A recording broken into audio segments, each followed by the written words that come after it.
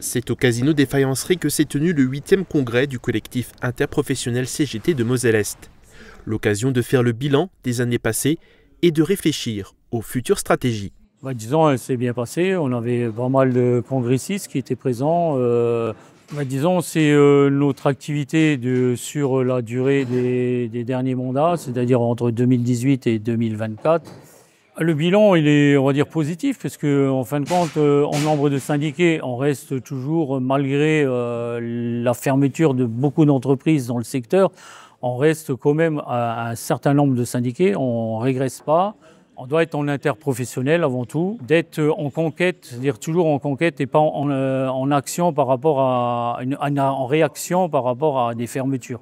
On doit donner des nouveaux projets de loi, par exemple sur le projet de loi des GMES, sur la loi des donneurs d'ordre et certains qui sont obligés de fermer, comme par exemple on prend Malébert aujourd'hui où Stellantis ils ferment, ou ils vont délocaliser en Pologne, ou ils vont délocaliser au Maroc.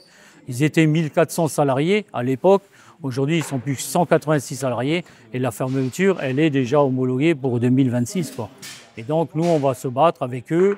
On va essayer d'être en collectif, d'être le plus maximum avec l'UD, avec les unions locales, avec les autres syndicats pour essayer de préserver, si c'est possible encore, l'emploi, comme chez Novasco, comme chez ArcelorMittal, chez Logifar, chez Alguer à Folquemont. Voilà, là, il y a eu des fermetures d'entreprises. On va essayer encore de se battre pour garder l'emploi, quoi.